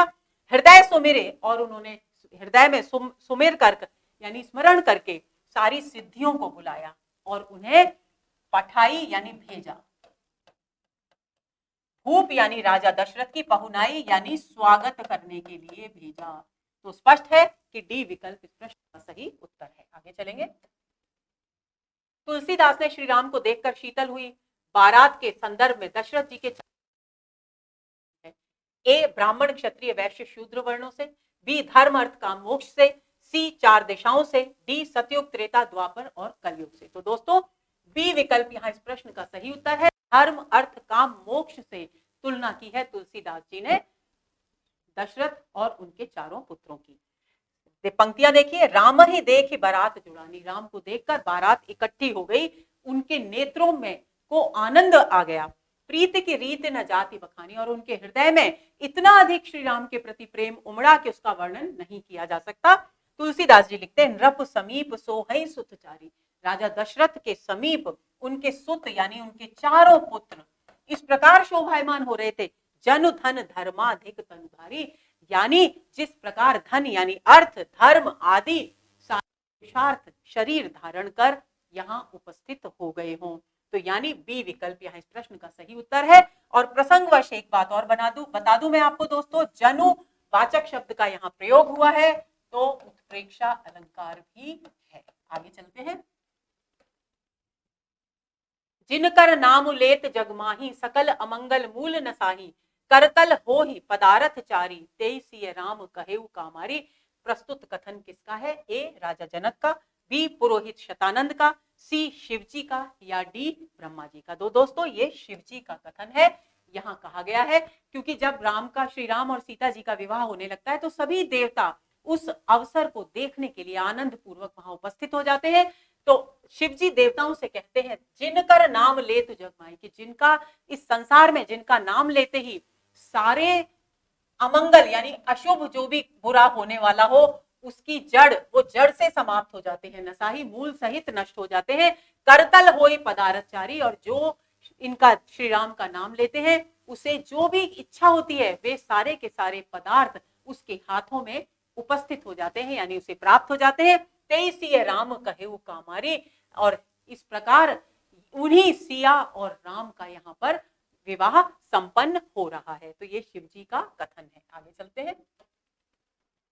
देवताओं के सेनापति कौन है? ए कार्तिकेय, बी इंद्र, सी नारायण या डी वरुण। तो दोस्तों कार्तिकेय जो शिव जी के पुत्र हैं जिन्हें षडानन भी कहा जाता है, वे देवताओं के सेनापति माने गए हैं। मोर उनका वाहन है।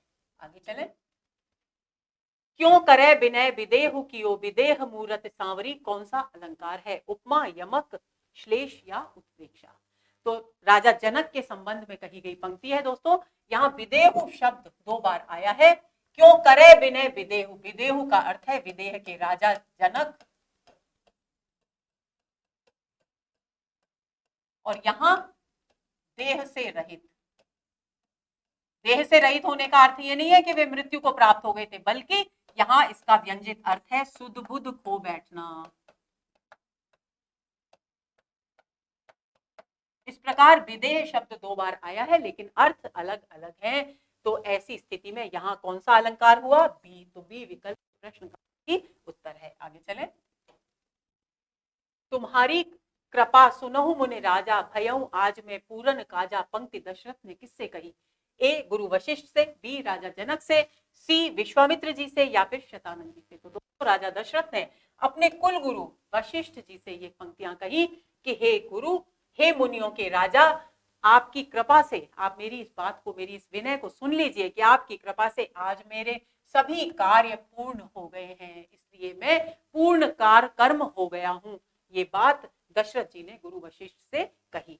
तो ए विकल्प इस प्रश्न का सही उत्तर है। तो दोस्तों ये हुआ हमारा आज का सत्र, और आज ये हमारा बाल कांड पर आधारित अंतिम सत्र है। अब मैंने अपनी भरपूर कोशिश की है कि कोई भी ऐसी कमी इन सत्रों में न रहे कि आप किसी बालकांड पर आधारित प्रश्न का उत्तर न दे सके। तो निरंतर परिश्रम करिए, परीक्षाएं बिल्कुल निकट हैं, एकाग्रचित्त होइए, ईश्वर आपका पथ प्रशस्त करें। इन्हीं शुभकामनाओं के साथ अगले सत्र की प्रतीक्षा में रहिए। नमस्कार।